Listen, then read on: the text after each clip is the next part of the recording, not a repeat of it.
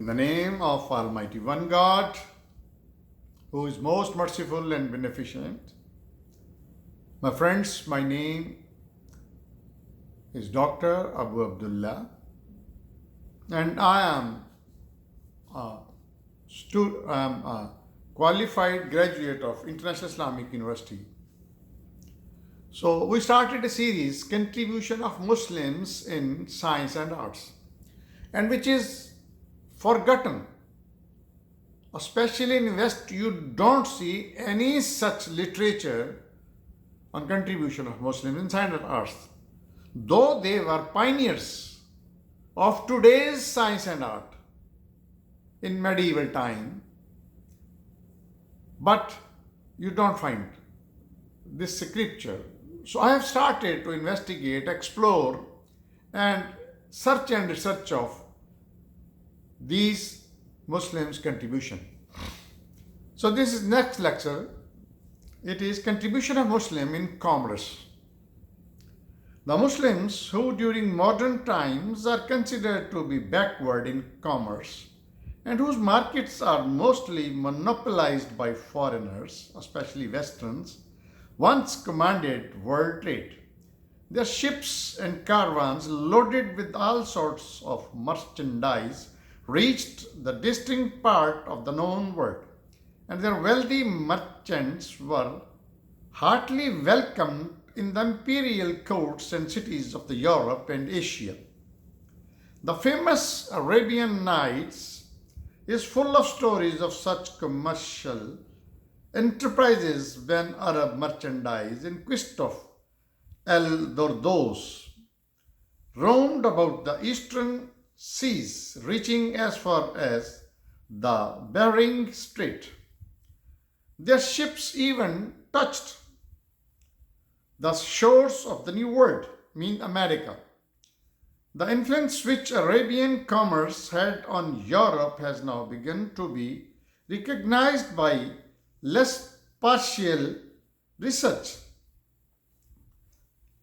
Says JHI, Europe owes much to its own force and initiative, but it has also largely profited by the knowledge and experience of those who were at one time the masters of the world.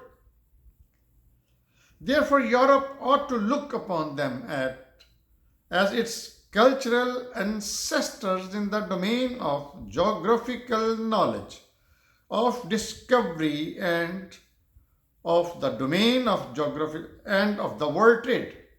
The influence which Islam has exercised on our modern civilization in these spheres of action can be seen in many terms of Arabic origin, which are to be found in the vocabulary of trade and navigations.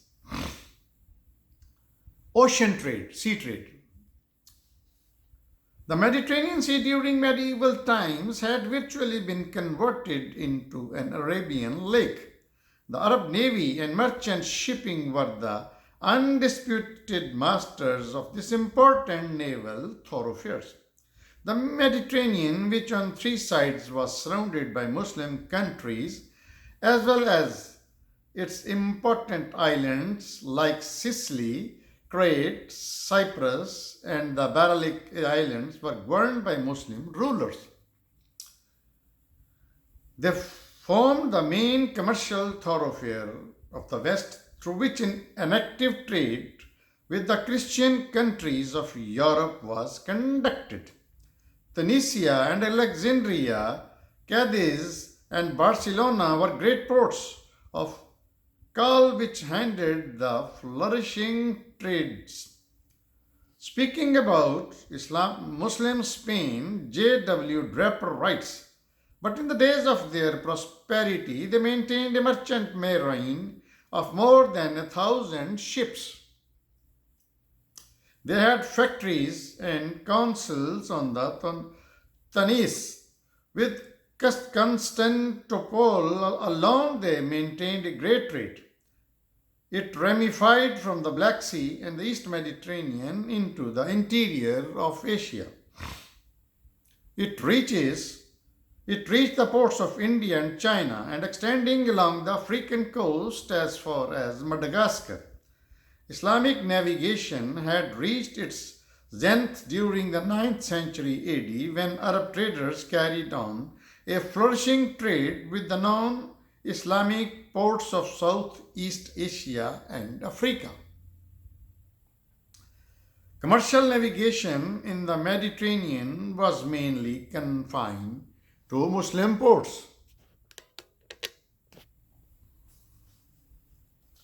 It was during the Caliphate of Farooq Azam that the idea of connecting the Mediterranean with the Red Sea was given some practical effects in order to ensure quick transport of grain from Egypt to Hijaz. The Suez Canal, which was partially opened, was closed till the 18th century by the Abbasid and later Caliph as there was a risk of Western attack on the holy cities. Tunis, in the days of glory of the Spanish caliphs, has grown to be the greatest commercial port on the African continent. Its safe waters anchored a fleet of merchant ships which sailed from there to Spain, Rome, Sicily, Alexandria, and Syria. A largely used word like doyen, says a Western writer, is a reminder of the time when regular commercial intercourse had developed in different ports of the Mediterranean. It's well known that this intercourse was also reacted largely on the commercial organization of the Western nations. The treaties which they concluded with the Muslim rulers and the institution of consular representatives in eastern ports have been important stages in the development of rules that nowadays govern international trades. The ports on the Indian Ocean carried on a flourishing trade with Iraq on the west and the East Indias and China on the east. It was the greatest commercial thoroughfares between the Far East and the Islamic West during the days of the Abbasid. The wealthy merchants of Baghdad, setting out from Basra, a great commercial port, went as far as China and brought from Basra, a great commercial port, and went as far as China and brought silk from China, spices and aromatics from India, coconuts, muscat nuts, and tin from Kala, which were also exported to Europe by these merchants. The big waterways of Iraq were made navigable up to Baghdad, the metropolis of the Islamic Empire. The merchants of Baghdad carried with them to the courts of India and China rulers textile, potteries, perfumes, and rugs made in Islamic countries. African products including ivory and pepper were brought to the ports of Aden and Jeddah. Surat, Goa, and Calicut were large ports during Mughal times and handled an enormous trade between East and West. The Chinese town of Hanfu, now called Canton, was frequently visited by Muslim ships, and a Muslim colony was set up which became an emporium of trade with China. The enterprising Muslim traders went as far as Korea and Japan. They felt perfectly at home in those seas and dimes. A lively traffic was kept up with the Ceylonese and Malabar ports by the Arab merchants. Samar, an Arab colony, had sprung up near Bombay by the end of 10th century AD. And Debul was an important port of Sindh which has been conquered by the Arabs. Muslim. The east coast of Africa and Madagascar were also frequently visited by Arab ships, including the country of Shufala, which was known for its gold. Zanzibar and Mombasa were the great ports of this region, which exported ivory, pepper, and other tropical fruits. It was here that the celebrated mariner Ibn Majid had met Vasco da Gama in 1498 AD and had piloted his ship to India. Now, land trade. I discussed the ocean or sea trade. Now, I am discussing land trades. The communication on land were carried on through caravans. The caravans were generally composed of horses and ponies and camels in the desert. The danger of bandits obliged travelers to travel together, thus forming a caravan. The peace and security with which caravans traverse the empire says merely the perfect safety of the road. The cisterns and the tanks and the reservoirs and rest houses which existed everywhere along the routes all aided in the rapid development of commerce and trades, arts and manufactures. It was through the caravans that flourishing trade was carried on among the cities of Islamic countries, especially Persia and Central Asia. During medieval times, caravans traffic was the most common means of trading and traveling between the routes between the different Islamic countries. There were important overland routes, one leading to China and India, the other to Central Asia and Russia, and the third to northern, eastern, and central Africa. Over these routes passed caravans loaded with rich merchandise. The chief export of eastern and western African was gold. Al-Alaki, a big commercial center lying in the region of gold mines east of Aswan, Egypt, was known since ancient Egyptian times for its trade in gold. The gold country of Ghana, situated in the western Africa in the basin of the river Niger, also carried on an active trade of gold. The Muslim merchants of Morocco and North African countries crossed the Great Sahara, means desert, passing through the Awadghost oasis situated north of Ghana. This perilous journey through the largest desert of the world took several months, but the aspirants to the African El Dorado were prepared to face all risks. The celebrated geographer Ibn Hawkal gives a graphic account of the trade in these regions. He alleged that he saw in Awadghost an IOU, means Arabic word.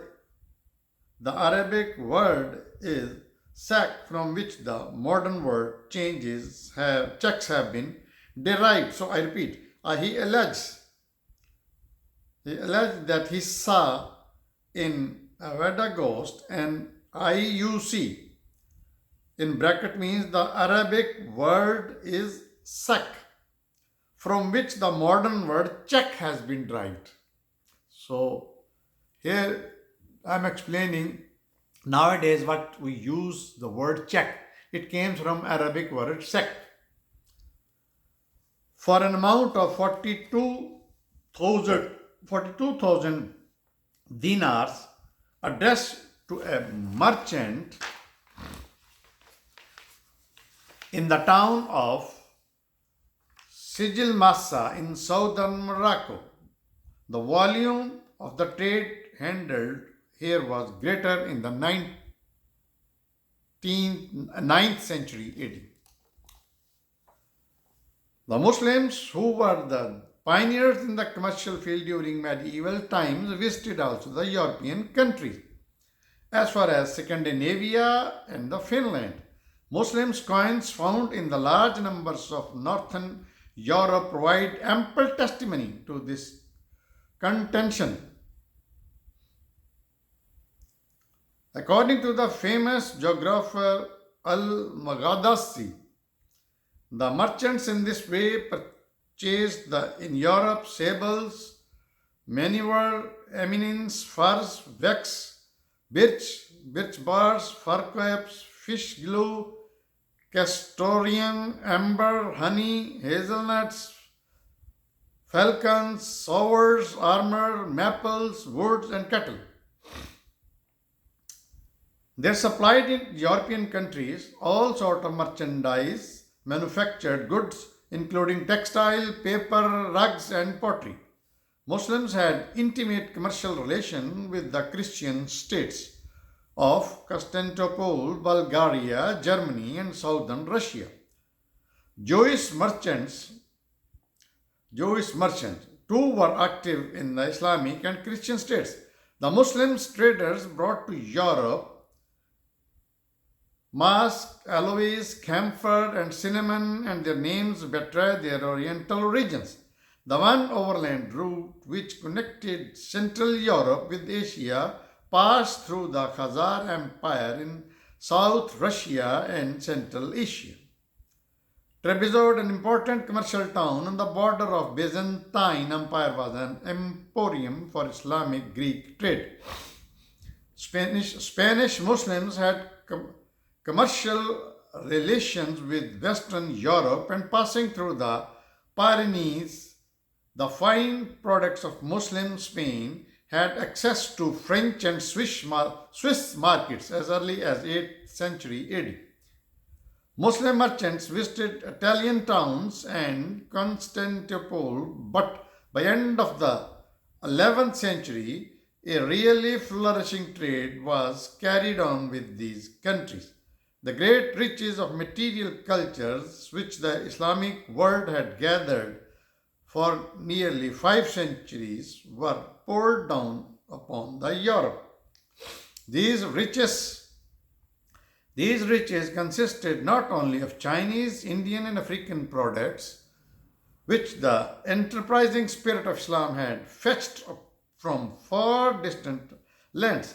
They were in the first place represented by what the Muslim countries themselves yielded of natural and industrial products. So, dear friends, I conclude here. We will continue in the next chapter. Thank you. Keep on watching.